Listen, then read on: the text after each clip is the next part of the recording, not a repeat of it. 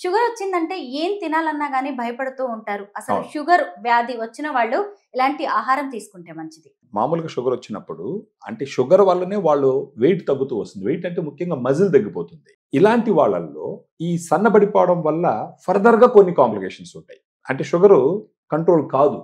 అది ఎలా అనేది నేను చెప్తాను ఇప్పుడు. ఒక్కసారి సన్నబడ్డారంటే మజిల్ తగ్గిపోద్ది. మజిల్ తగ్గింది అంటే గ్లూకోజ్ లెవెల్ పెరుగుతూ ఉంటుంది. షుగర్ లెవెల్ పెరుగుతూ ఉంటుంది. బేసిక్‌గా శరీరంలో ఉన్న షుగర్ ఏమవుతదంటే మన కండరంలోకి పోయి ఖర్చవుతది. ఇప్పుడు సన్నబడ్డం వల్ల ఏమవుతది?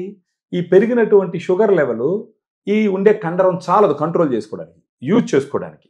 అప్పుడు అన్‌కంట్రోల్డ్‌గా పెరుగుతా ఉంటది.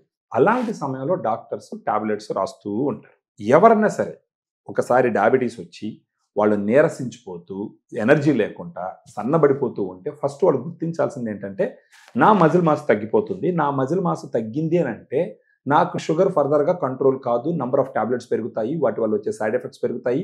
వాటి వల్ల వచ్చేటటువంటి ఖర్చు గూడా పెరుగుతుందన్నది గుర్తించాల.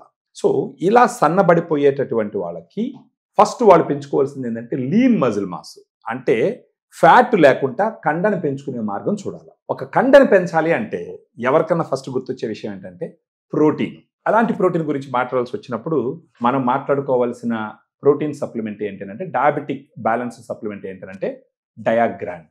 సో, దీంట్లో ఉన్న ప్రోటీన్ ఏం చేస్తుందంటే ఈ డయాబెటిస్ ఉన్న వాళ్ళల్లో ఈ లీన్ మజిల్ మాస్ పెంచుతూ పోతుంది. Over a period of time ఒక 3 నెలల పాటు వాడినారనుకుందాం. వీళ్ళ లీన్ మజిల్ మాస్ పెరుగుతుంది. ఈ లీన్ మజిల్ మాస్ పెరిగితే ఏమవుతుందంటే వాళ్ళ శరీరంలో ఉన్న గ్లూకోజ్ ఆ మజిల్లోకి పోయి ఖర్చు అవ్వడం మొదలు పెడతారు. అప్పుడు అలా బాడీయే ఆ గ్లూకోజ్‌ని ఖర్చు చేయడం మొదలుపెట్టిందంటే ఈ గ్లూకోజ్ వచ్చి ఉండవలసిన లెవెల్స్ కన్నా ఎక్కువగా పోదనమాట. అప్పుడు టాబ్లెట్స్ వాడకం కూడా క్రమేపీ తగ్గుతూ వస్తుందన్నమాట. డయాగ్రాండ్ తీసుకుంటూ over a period of time వాళ్ళు గ్లూకోజ్ లెవెల్ చెక్ చేసుకుంటూ ఉంటే నార్మల్‌గా ఉంది అని అనుకున్నప్పుడు డాక్టర్ గారిని కలిసి సార్ నేను డిసిప్లిన్డ్‌గా ఈ సప్లిమెంట్ ఒకటి తీసుకొని మిగతా అన్ని జాగ్రత్తలు తీసుకోవడం వల్ల నా గ్లూకోజ్ లెవెల్స్ కంట్రోల్‌లో ఉన్నాయి. సో, దీని ద్వారా మీరేదన్నా నాకు ఇప్పుడు వాడుతున్న టాబ్లెట్స్ తగ్గించే అవకాశం ఉందా అని డాక్టర్‌ని అడగాలి. సో, ఇలా తగ్గిందనంటే డాక్టర్ గారు కంపల్సరీ తగ్గిస్తారు.